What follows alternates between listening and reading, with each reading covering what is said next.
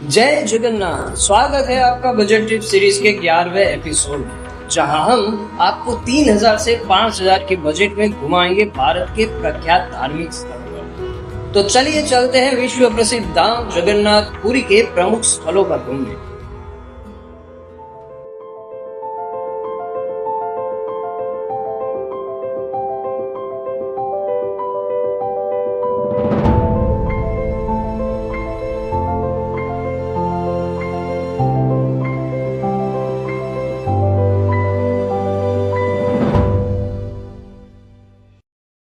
इस वीडियो में हम आपको अहमदाबाद से जगन्नाथ पुरी कैसे पहुंचे, कहां रुके, कब कहां दर्शन खुले रहते हैं, कौन से स्थल पर आप घूमने जा सकते हैं, बजट कितना होगा, उसकी पूरी जानकारी देंगे। तो जुड़े रहिए हमारे साथ इस पूरी यात्रा में। और अगर आपने अभी तक हमारे उदयपुर का फुल टूर वीडियो गाइड नहीं देखा तो आपको जरूर देखना चाहिए, जिसकी लिंक डिस्क्रिप्शन में दे दी गई है। तो सबसे पहले आप अहमदाबाद से शुक्रवार शाम 7 बजे वाली Ahmedabad Puri super fast express से निकल जाए जगन्नाथ पुरी के लिए। ये ट्रेन आपको करीबन 36 घंटे के सफर के बाद पहुंचा देगी पुरी जंक्शन, जिसका किराया करीबन 800 रुपए है।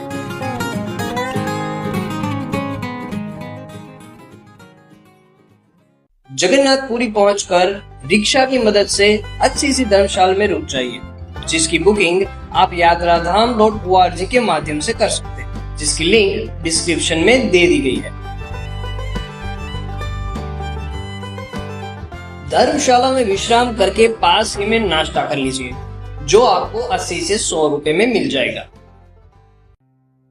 सबसे पहले आप जाइए जगन्नाथ मंदिर के दर्शन करने, जो सप्तपुरी में से एक और भारत के प्रमुख 4 धाम में से भी एक धाम है। तो चलिए मंदिर की पवित्रता को गहराई से महसूस करते हैं, जहाँ की हवा भक्ति से और जय जगन्नाथ के लयबद्ध मंत्र से गूंज रही है।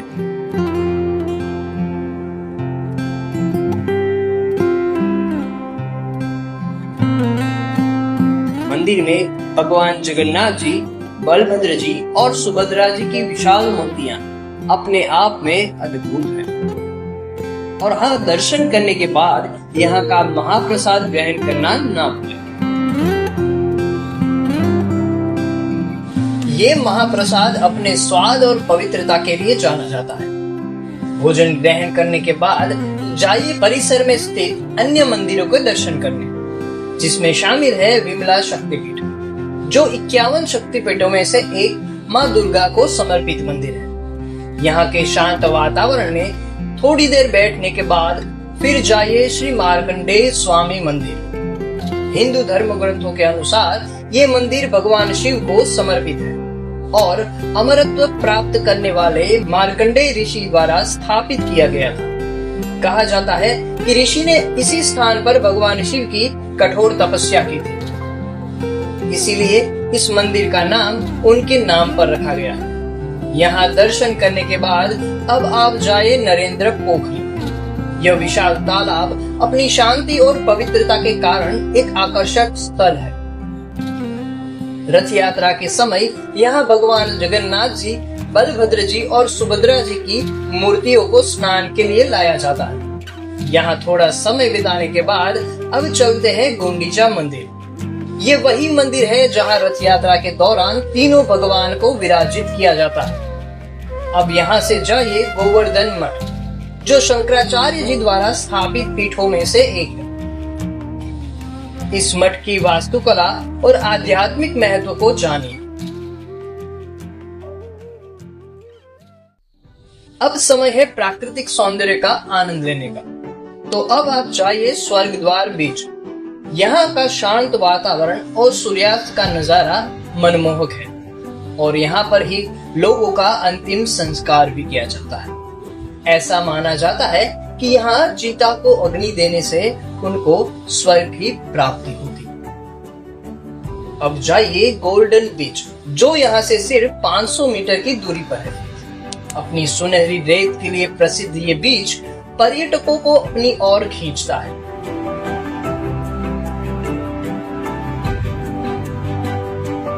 पूरे दिन की थकान मिटाने के लिए अब समय है स्वादिष्ट रात्रि भोजन का। तो यहाँ पर अच्छे से भोजन करके चले जाए अपनी धर्मशाला में विश्राम करने। दूसरे दिन सुबह का नाश्ता करके तैयार हो जाइए यात्रा के लिए। सबसे पहले आप जाइए बेड़ी हनुमान मंदिर। कहा जाता है कि हनुमान जी को भगवान जगन्नाथ जी की रक्षा के लिए यहाँ बांध दिया गया था। इस मंदिर की खासियत ये है कि यहाँ हनुमान जी को वानर रूप में नहीं बल्कि एक योद्धा के रूप में दर्शाया गया है।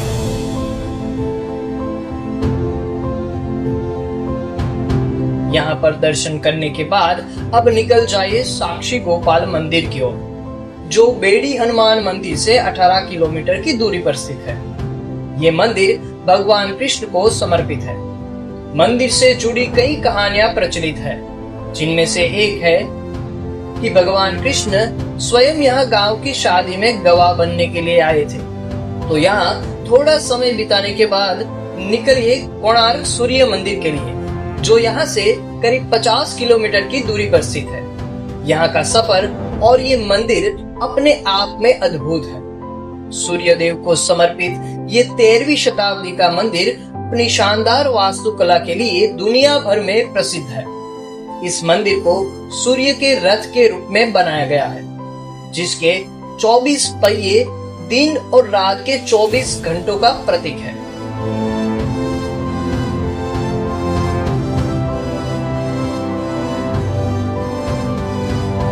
तो यहाँ की शानदार वास्तुकला देखने के बाद अब समय है भोजन करने का, जो आपको नजदीक में ही मिल जाएगा।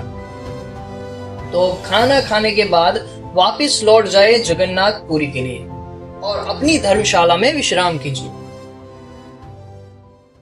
तो अब समय आ गया है खूबसूरत शहर जगन्नाथपुरी को अलविदा कहने का। तो रात को निकल जाइए पुरी रेलवे स्टेशन की ओर, जहां सोमवार और गुरुवार को 11:05 वाली पुरी टू अजमेर एक्सप्रेस आपको करीबन 34 घंटे और 30 मिनट के सफर के बाद पहुंचा देगी वापस अहमदाबाद जंक्शन पर। आज की यात्रा को हम यहाँ पर विराम देते हैं। अगले वीडियो में हम आपको घुमाएंगे माँ अम्बा के धाम गुजरात के अंबाजी में।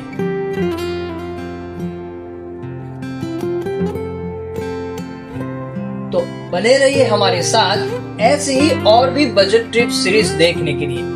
और अगर आपने अभी तक यात्रा धाम के सोशल मीडिया प्लेटफॉर्म को फॉलो नहीं किया है तो कर लीजिए।